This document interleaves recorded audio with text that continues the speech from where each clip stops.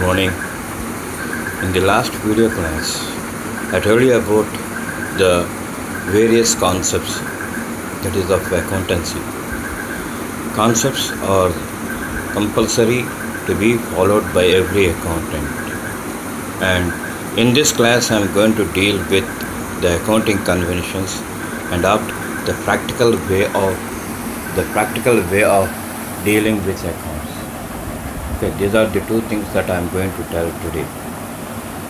Now, after concepts, accounting concepts, we are having conventions, accounting conventions. Accounting conventions are 4 in number. What are they? First one is convention of consistency. Second one is convention of full disclosure. And third one is convention of materiality. And the fourth one is convention of conservatism or prudence. Okay, these are the 4 accounting conventions. Conventions are nothing but the guidelines for the accountants to be followed when they are doing this accounting. Now, first one is consistency. Every accountant must see the consistency that he has to follow. That whatever may be the system that he is adopting, he has to follow that system only. That means if he is following single entry system, he has to follow single entry system. And if he is following double entry system, he has to follow double entry system. And he should not change whenever he requires. When he want to change, he has to tell that priorly to all the people that up to now I am following this type of accounting system. Now I want to change this accounting system to another accounting system. So like that, he has to give a primary or preliminary or prior intimation to all the people. Thereby the people, they can able to understand, okay, from what system he is changing to what system. So this is about consistency. In this context, I want to give some example. When you go for a cricket test match, you will come across 2 innings and take 2 cricketers of India. For example, Sachin Tendulkar and MS Dhoni. Sachin Tendulkar, he made 100 runs in the first innings, whereas he is duck out in the second innings. At the same time, Mr. Dhoni, he made 50 runs in first innings and same 50 runs in second innings. So when you take into account the average, both persons' average is one and the same, that is 50 runs. But when you go for consistency, we can say that Mr. Dhoni is so consistent than Mr. Sachin, because he made 100 runs in the first innings and duck out in the second innings. Whereas Dhoni, he had done 50 runs in the first innings and again 50 runs in the second innings. So we can say that Mr. Dhoni is a consistent player. So in the same way, whatever it may be the system, whatever it may be the way that an accountant is following, he has to adopt the same system. He must be consistent in doing the work. He should not change whatever it may be, whenever it may be. That is, he has to follow, and the same thing he has to go for. And whenever he wants to change, he to all the people. This is about convention of consistency. Next, convention of full disclosure. You see, an accountant must get the complete information. And one more thing you have to keep in mind is, the owner, sometimes they'll give some complete information and sometimes they will hide some information.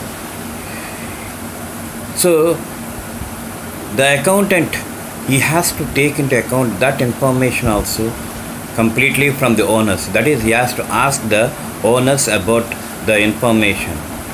Whenever he gets the complete information, then only he can go further. That is, further accounting process he can do without any trouble or problem.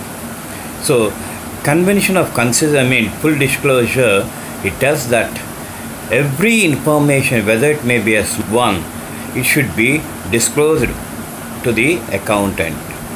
This is about convention of full disclosure. Next, convention of materiality.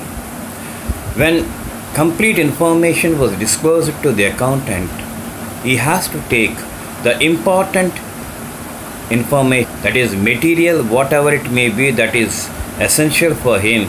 He has to take that and he has to do the process.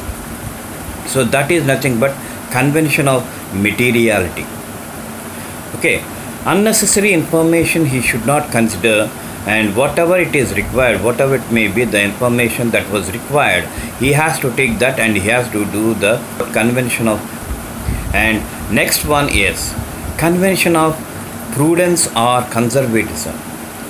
See, when you go for this convention of prudence or conservatism, the accountant must agree for all the things. That is, he should not say no to any information. Whatever it may be the results, whether he got a profit amount, whether he got a loss amount, he has to tell that. He has to convey that to the owners and to the management. And there is a accounting proverb in this context: anticipate no profits, but be prepared for losses. This is a proverb that we come across. And according to the accountant, the managers as well as the owners, they have to go for that. So whatever it may be the expenditure, whatever it may be the income that he come across, he has to show that. Okay, he must be prudent. He must prove himself in disclosing the results thereof. So, sir, if you take into account a small example, an accountant, when he is doing this accounting work, okay, all of a sudden, some problems they arise, and due to that, some loss will arise. He has to inform that to the management as well as to the owners that, sir, due to these reasons, the loss we got. Like that he has to tell. He has to prove himself. That is nothing but convention of prudence or conservatism. And every businessman, they have to take into account the accounting proverb. Once again, I am repeating the accounting proverb. Anticipate no profits, but be prepared for losses. Whenever you do this, automatically you can flourish, you can fetch in future. And there won't be any problem, there won't be any depression for the owners or the results. This is about convention of conservatism or prudence.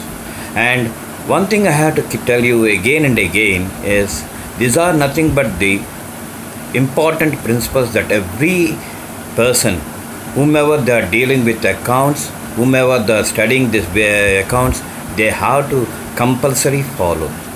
And altogether, taking into account the concepts and conventions, we are having 14 principles, and these principles must be known thoroughly without any trouble or problem. Unless otherwise you don't know their principles, you cannot continue, you cannot do the work. It is because accounting is not a simple job. Okay, the whole organization, it depends upon this accounting system. And every person, they are eagerly and anxiously they will wait for the results from the business. That's why whenever you take a business unit or a company or a corporation, these accounting principles must be followed by everyone without fail. So please remember them and don't forget them. Now we are going for the practical way. Up to now we learnt about the theoretical way, and now we are going for practical way. When we go for practical way, the first thing is writing of books. And in this writing of books, we have to prepare first of all vouchers, accounting vouchers. Accounting vouchers are to be prepared by the accountant. And how many types of vouchers we'll have? We'll have 3 types of vouchers. First one is debit voucher, second one is credit voucher, and third one is transfer voucher. So what is debit voucher?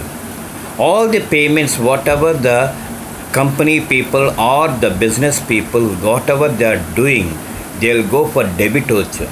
Debit voucher represents all payments to outsiders. Whether it may be a small payment or a large payment, they will go for this debit. All the people, they have to go for the debit vouchers compulsory. Then credit vouchers, whatever it may be the incomes that they are getting, then they have to go for credit vouchers. Okay, this is the second type of voucher that we come across. And here all the incomes, whether it may be of small amount or bigger amount, whether it may be made by cash or check, whatever it may be, we have to pass the credit voucher. Okay, this is about the second type of voucher. Now after that, the third type of voucher is transfer voucher. So what is this transfer voucher?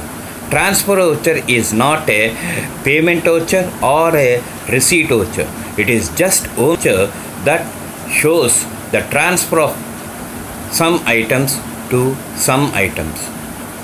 Okay, so from one account to another account, from debit account to credit account, or from credit account to debit account, these transfers you will come across generally in business units or companies. So there, whenever they have to transfer, they have to pass this transfer vouchers. And one thing you have to keep in mind is all the three vouchers, they must be of different colors, and systematically and serially they must be numbered. Okay, suppose for example, if you are going to keep a debit voucher in yellow color, you have to go for credit voucher in a different color, say for example blue color, and transfer voucher in white color. So thereby easy identification of vouchers must be available. Now, not only these vouchers, an accountant will also take into account the supporting vouchers. Supporting vouchers are nothing but the bills, the estimates, all these things, they will appear as supporting vouchers. And basing upon the supporting vouchers, the accountant will prepare the accounting voucher. Whether it is a payment voucher, whether it is a receipt voucher, whether it is a transfer voucher, the accountant will decide himself, and according to that he will prepare debit voucher, credit voucher or transfer voucher. This is very, very important. And all the supporting vouchers, they must be pinned to the accounting vouchers. And you may ask me, sir, for some expenses we won't come across any supporting voucher. That is true. For some expenses we won't come across any supporting voucher. So there is no hard and strict rule that there must be supporting voucher. Okay, wherever you are coming across this supporting voucher, that supporting voucher must be attested or affixed to the accounting voucher. This is how you will come across vouching. The process is known as vouching. And in practical life, people, they'll think about the preparation of vouchers, and after go for cash book, and all the vouchers they will write in the cash book respectively. If it is a receipt voucher, they will write on the credit side. If it is a debit voucher, they will write that on the debit side. So like this, they have to be cash book without any negligence or forgettingness. So they have to be written. So from vouching, you will go for cash book, and after entering all the vouchers in the cash book must be totaled, taking into account what is the balance, what is the opening balances, all these things they have to write, and they have to write all these vouchers and credit vouchers serially numbered. After entering and after totaling of cash book, then we have to take into account the main book, that is nothing but ledger. In ledger, all the accounts are to be recorded from the cash book. All the entries are to be recorded in ledger from cash book. Every account there in ledger, every account must be individually shown, and the serial number of the pages, they must mention, okay, for every account. After that, they must be balanced. They must be balanced. The individual accounts must be balanced. Thereby, we can come to know about the debit balances or credit balances, whatever it may be. This is a third stage that we come across when we go for practical work of accountancy. And taking into account the debit balances and credit balances, they will prepare the trial balance. And once if the trial balance is tallied, then they will satisfy. If they satisfy, then it is okay, and they will think about preparation of final account. This is, we will come across a practical way of preparing the accounts. Thank you. And tomorrow we'll continue with next topic. Thank you very much.